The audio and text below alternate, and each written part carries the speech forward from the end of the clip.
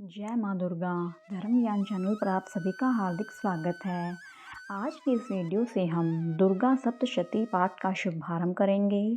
माँ दुर्गा को खुश करने के लिए और माँ दुर्गा का आशीर्वाद प्राप्त करने के लिए दुर्गा सप्तशती का पाठ बहुत ही फलदायी माना जाता है। नवरात्र के दिनों में तो इसका पाठ बड़ा ही उत्तम माना गया है, इसलिए माँ के भक्त दुर्गा सप्तशती का पाठ जरूर करते हैं।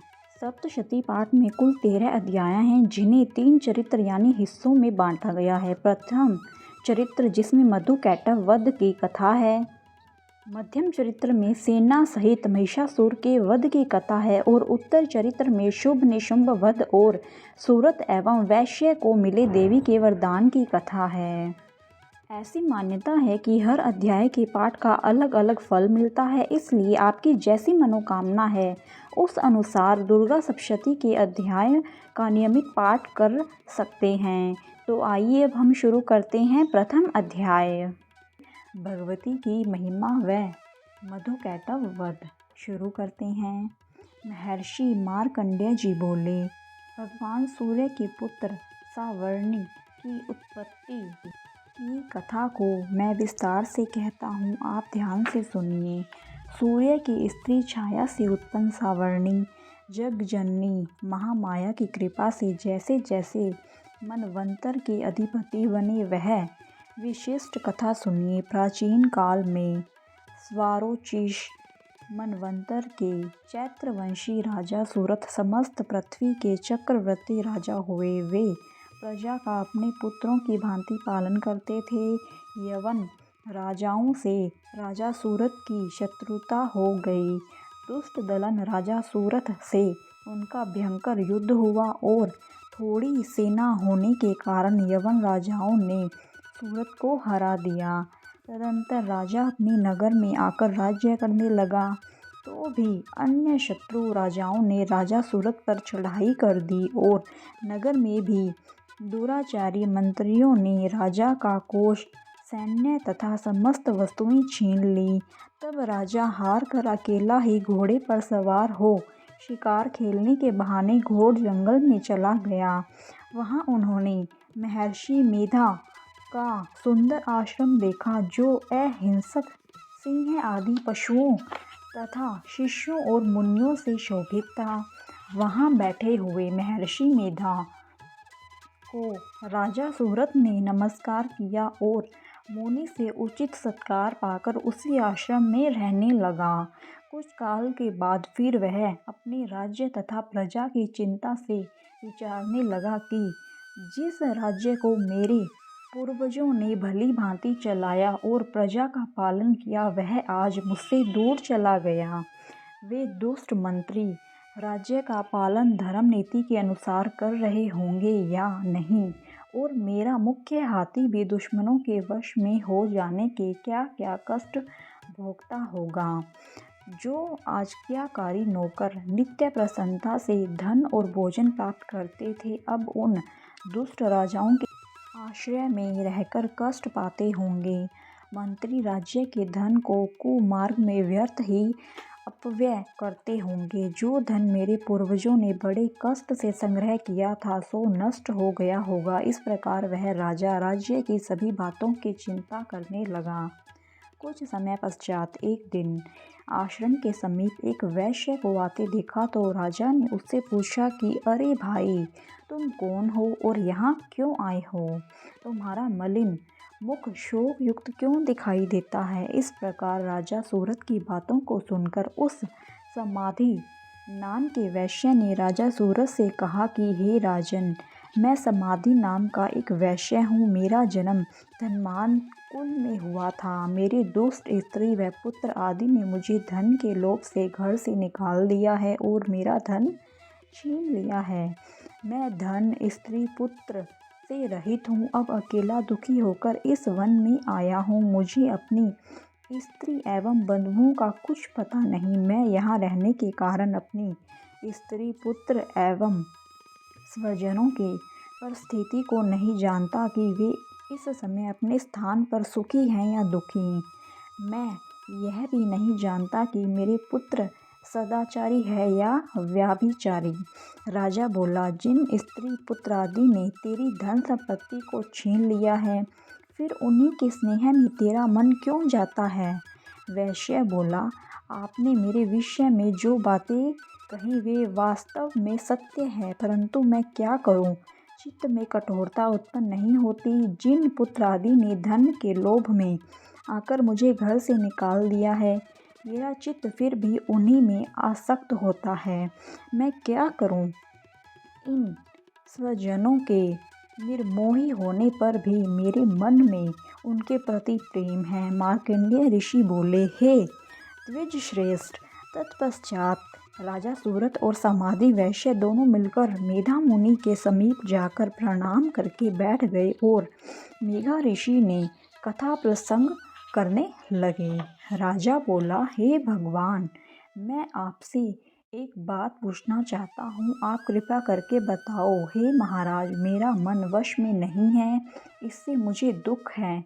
गए हुए राज्य तथा अन्य सभी स्त्री पुत्र बांधवों की ममता मुझे अभी तक बनी हुई है। हे मुनि श्रेष्ठ, यह जानते हुए भी मेरा स्नेह उनसे अज्ञानियों की भांति विशेष बढ़ता जाता है और इस समाधि वैश्य को इसके पुत्र स्त्री ने त्याग दिया है तथा इसे घर से बाहर निकाल दिया है। यह भी उनमें अत्यंत आसक्त रहता है। इसी तरह हम दोनों बहुत दुखी हैं।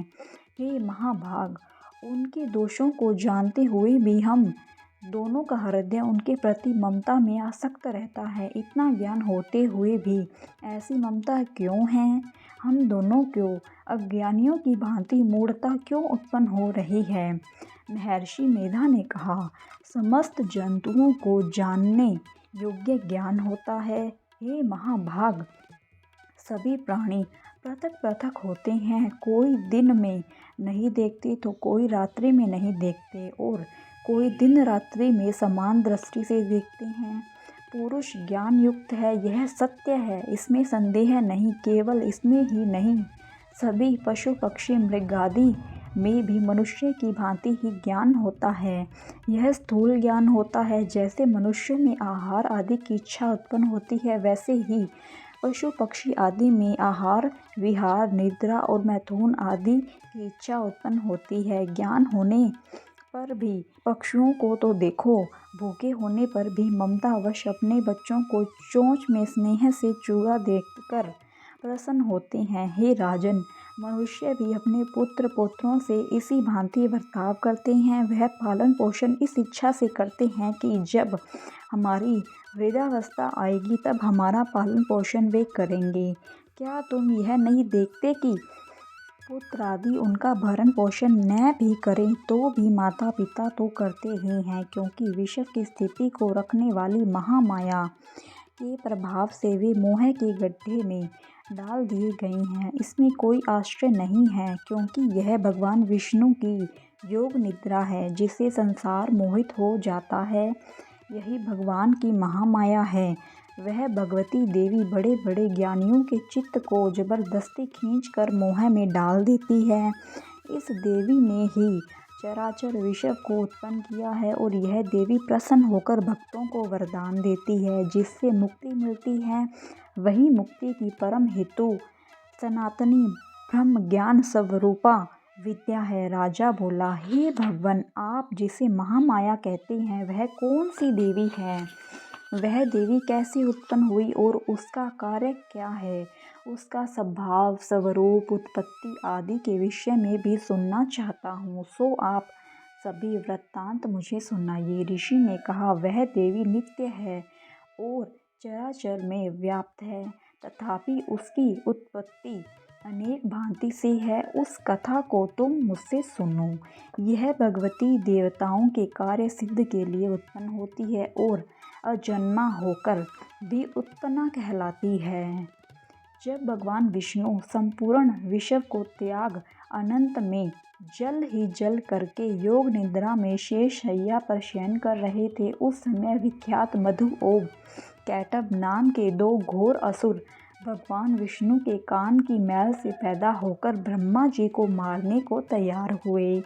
ब्रह्मा जी विष्णु भगवान की नाभि कमल पर स्थित थे। उन दोनों भयंकर असुरों को मारने को आते देखकर और भगवान विष्णु को सोता हुआ देखकर ब्रह्मा जी योग निद्रा की प्रसन्नतार्थ एकाग्र मन से स्तुति करने लगे, जिससे कि भगवान विष्णु के नेत्रों से भगवती योग माया अपना प्रभाव हटा ले और भगवान जाग पड़े। वह योग माया विश्वेश्वरी, जगत माता, स्थिति एवं संहार करने वाली भगवान विष्णु की अतुल तेज वाली निद्रा स्वरूपा अनुपम शक्ति है। ब्रह्मा जी बोले, हे महामाये, तुम स्वाहा देवताओं को पालने वाली हो, तुम स्वधा पितृेश्वरों को पोषण करने वाली हो, तुम ही वषटकार स्वर इंद्र को यज्ञ का हिस्सा पहुँचाने वाली हो, अमृत भी तुम ही हो, अक्षरों में स्वर तुम ही हो तथा नित्य आदि मात्रा तुम ही हो। हे देवी, तुम ही संध्या सावित्री और संसार की जननी हो, और हे मातेश्वरी, विश्व को उत्पन्न पालन और संहार करने वाली आप ही हो। आप ही महाविद्या, महादेवी, महासूरी हो। आप ही समस्त चराचर के तीनों गुणों को उत्पन्न करने वाली प्रकृति हो। आप ही काल रात्रि हो। आप खड्ग, शूल, घोर, गदा, चक्र, शंख, धनुष, बाण, भूषुंडी, परिध आदि अस्त्र शस्त्र को धारण करने वाली हो। हे देवी, आप ही सौम्यता हो तथा संसार में आप ही अति सुंदर हो। तत्पर तथा अपरों में श्रेष्ठ आप ही परमेश्वरी हो, जो इस शिव की रचना और पालन संहार करते हैं। उस भगवान विष्णु को आपने अपनी निद्रा के वश में कर लिया है। फिर भला बताइए कि कौन आपकी प्रार्थना करने में समर्थ है, जबकि आपने भगवान विष्णु ईशान तथा मुझसे यह शरीर ग्रहण कर लिया है। आप तो अपने प्रभाव से स्वयं प्रकाशित हो। मधु और कैटभ नाम के इन महादुष्टों को आप मोह लीजिए और विश्वपति भगवान विष्णु को जगाइए। इन दोनों महासुरों का संहार करने के लिए भगवान को बुद्धि दीजिए। ऋषि बोले, इस प्रकार जब ब्रह्मा जी ने मधु और कैटभ असुरों के संहार के लिए तथा भगवान विष्णु को जगाने के लिए तामसी देवी की प्रार्थना की, तो उसी समय भगवान विष्णु के नयन, मुख, नाक, भुजा, हृदय और वक्ष स्थल से निकलकर अव्यक्त योग माया उपस्थित हो गई और योग निद्रा से भगवान जाग गए। तदंतर भगवान विष्णु ने उन पराक्रमी वीर्यवान मधु और कैटभ असुरों को देखा, जिनकी ब्रह्मा जी को खाने के लिए आंखें लाल हो रही थी। तब भगवान विष्णु ने शेष शैया से उठकर उन असुरों से 5000 वर्ष तक बाहुयुद्ध किया। अति बलशाली महाउन्मत्त दोनों असुरों को महामाया ने मोहित कर रखा था। अतः दुष्टों ने भगवान से कहा कि आप हमसे वरदान मांगो। भगवान ने कहा, यदि तुम मुझ पर प्रसन्न हो तो मेरे हाथों तुम्हारी मृत्यु हो। मैं तो केवल यही वर चाहता हूँ। ऋषि ने कहा, इस भांति जब भगवान ने उनसे यह वरदान ले लिया तो वे भगवान से कहने लगे कि हमें सर्वत्र जल ही जल दिखाई देता है, इसलिए हे भगवान, हमारा वध उस स्थान पर कीजिए जिस जगह पर पानी न हो।